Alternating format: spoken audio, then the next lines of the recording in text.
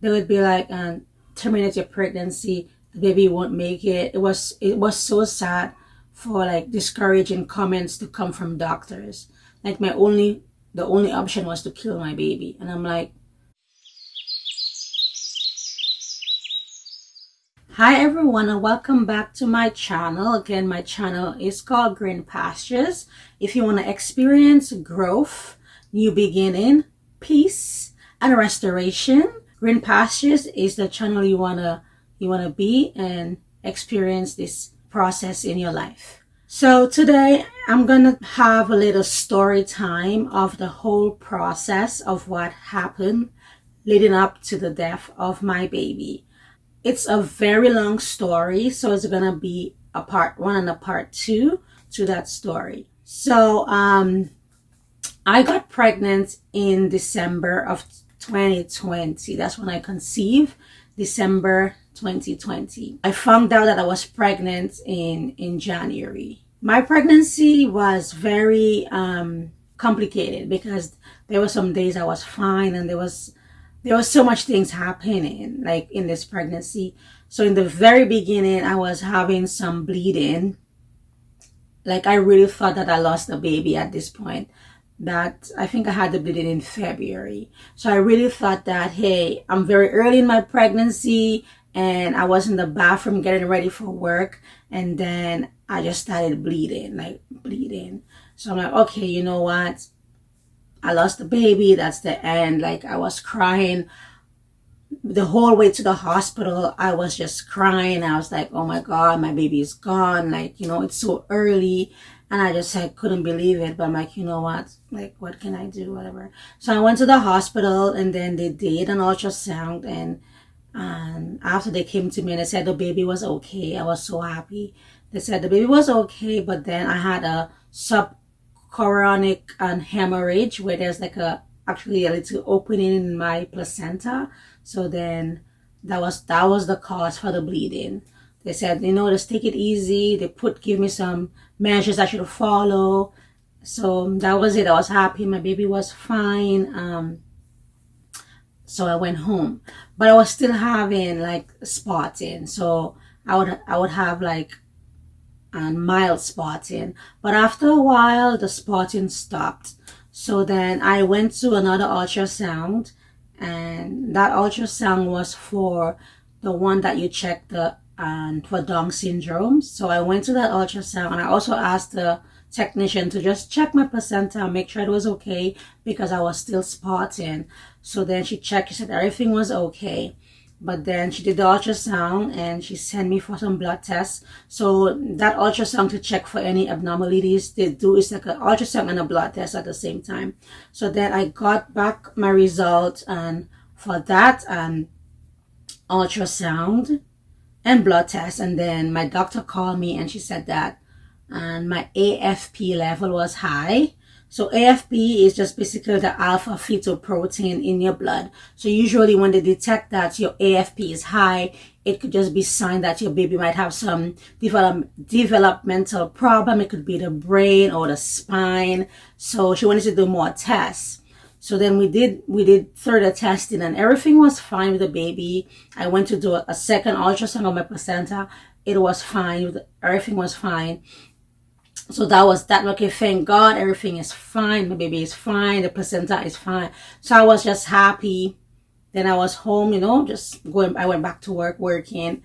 And then it came to the point where I had to do my anatomy ultrasound. The anatomy ultrasound is when they check on the baby, the anatomy of the baby. They measure the hands, leg, the heart. They check everything, but they also check your cervix to see if it's shortened or if it's open or whatnot.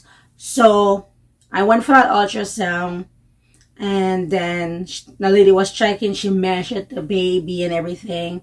She's like, oh, it's a boy, whatever. So everything was done, but at some point, and I don't know what she was doing, and she was checking me, and then she kept asking me to switch position. I keep switching, and she's looking and looking. I'm like, what is she, like, what happened? What is she looking for? I was like, kind of like, okay, is everything okay? But she didn't say anything. She said, 1 second, she'll come back. Then she did a transvaginal ultrasound again to see what was happening. I'm like, okay, like, what's happening? Like, I don't know. She didn't tell me. Then she said, okay, I'm going to speak to the technician. The technician came and he did another ultrasound. So then I'm thinking, okay, something is wrong. But then I look at the screen and I saw like it was like a circle, like something is open, like a circle, right? So I'm like, okay, no one is telling me anything, and I'm waiting. And then she said, okay, I'm gonna send your results to your doctor, she said. And she said, don't go far. Your doctor is gonna tell you what to do. But she didn't give me much information. Actually, she said that my cervix was funneling. I think she said my cervix was funneling. So she said, stay close. She's gonna send all my information to the doctor. So then I just went back home and I wait for my doctor to call me. Then she called me and she said, I want you to go to eMERGE. And I'm like, what's happening? And she said, and my cervix was open. And mind you, I was like 18, 19 weeks. Yeah, like 18, going to 19 weeks. She said my cervix was open. I'm like, what? Like in my head, me being a nurse, I'm thinking my cervix open, then the baby is coming out. Like, that's like thinking of the anatomy of everything. I was like, what? Like, what's happening? She said, do you have any pain? I said, I have no pain. I'm fine. Like, I don't feel anything. Like, I'm fine. So she said, okay, go to the hospital. She's gonna get me to do some further testing to see what's happening. Your cervix could be either long, short, funneling, then open. So there's different stage to your cervix when you're pregnant and when it's closed. If you have a long cervix, then you're fine. If you have a shortened cervix, then they will ask you to put in a cerclage because they're scared that it's gonna keep shortening. And usually the funneling is when it's like, it's really short, but it's starting to open, but it's not open. And then you have the cervix that actually open up. It's open already, it's opening. So that's a little bit about your cervix. And so then I went to the hospital and they did ultrasound again, checking me. I'm moving side to side. And I was like, what's happening? They did a transvaginal. And the lady's like, okay, wait, she's going to call a doctor to check me. The doctor came. He did another transvaginal. Then he called, like, he said, okay, get ready, get dressed, whatever, and come see me after. So I went to see him and he's explaining to me that, hey, your cervix is actually open. Like, he said it was funneling a little bit and it was like he could see there's a slight opening. And then he said that the baby sac was actually, you could see the sac. The sac was actually protruding out a little. So I was like, what? Like how did that happen? And the doctors, like the first option they gave me, I was like bawling, crying. And the first option that he gave me was, hey, I could induce you and you could terminate the baby. And I was like, what? I'm not terminating my baby. And the second option was, hey, we just leave you like that. We don't do anything, just send you home, and in the next 2 to 3 weeks or maybe 4 weeks, you will give birth. And the pregnancy wouldn't be viable. So I'm like, that's my option. So I'm like, is there anything that you guys could do? So then he said they could put a cerclage, but it was going to be very difficult for the cerclage because my cervix was already opening. So then he actually admitted me that same day. And the next day I had to do surgery. So I had to put a cerclage in. So the first line that you see, the green line, it's the head of the baby. You could see the head of the baby right in my cervix. So then that dark spot you're seeing here is just the sac. So the sac already was bulging out. So the sac bulged out. So you could see the head of the baby at the opening and the sac bulge out. So there's 3 lines. You're going to see 1, 2, 3. So he did not close me where my cervix was opening. He closed me at number 3 at the very end. I did my surgery and that was it. They sent me home on bed rest. So I was on bed rest for like maybe 2 weeks. And after that, I had to go for a follow-up so that he could check and see, is everything in place? Is the baby okay? How is the cerclage and whatnot? So I went for the follow-up, and then they were checking me, and something just seems wrong again. Like the girl is checking me and she's like, oh, turn right, turn left, vaginal. Like they were doing all this thing. Like, oh my God. I was like, what's happening again? Like, I just couldn't understand. Then she said, just wait for the doctor that did the surgery to come. Then he came, then he checked me again. And it just didn't look like it was okay. Like, he just looked like something was wrong. So then he called me to his office and he was explaining to me what he saw. He's like, the cerclage is still in place, but the baby is actually bulging out from the cerclage that he did. And so he said at some point the baby's gonna just come out. And at that time I was 21 weeks. So in a week I was turning 22 weeks. So he said, I'm gonna admit you right now, and at 22 weeks I will send you to a different hospital.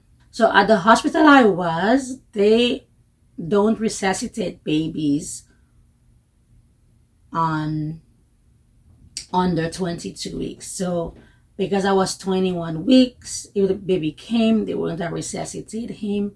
They wouldn't do anything. And even if the baby came at 22 weeks, they still cannot help me. I would have to be transferred to another hospital that deals with baby that young. So he admitted me, and I was just waiting for my 22 weeks mark for me to be transferred to a different hospital. So it was so discouraging. Even while I was waiting, I had different doctors come in and speak to me, and it was so discouraging. And I tell you, the enemy was really at work. Like they would okay, just abort the baby. It's not gonna survive anyways. But me, I had faith that my baby was gonna be okay. I trusted God. They would be like, terminate your pregnancy. The baby won't make it. It was so sad for discouraging comments to come from doctors. Like the only option was to kill my baby. And I'm like, I'm not gonna kill my baby. If he have to come, he will come, and that'll be God. If he have to come early, and then God will see him through. And I was very optimistic. I didn't want to hear terminate my baby. I was actually very upset at this doctor, and he later on apologized because he was very harsh. And it's like all the option was aborting. And me being a believer in Christ, I do not believe in taking the lives. I don't believe in abortion. That's me. And I know some people, they believe in abortion. That's them. I'm a believer in Christ. I think taking the life of a baby is murder. You're killing a human being that's breathing. And later on, I will insert picture of my baby because I did literally give birth to a baby. I went through the whole process. I had epidural. I pushed him out. Right. I am gonna stop there. So at this point, I was just at the hospital on bed rest, waiting for 22 weeks to be transferred to a different hospital. I was 21 weeks. I was 21 weeks at the time. And so I was just waiting. So thank you guys for watching this video. Part 2 is coming. Don't forget to like, share, and subscribe to my channel. Again, I love you, and I pray that you're encouraged, and I pray that you find peace, growth, and restoration as you watch Green Pastures.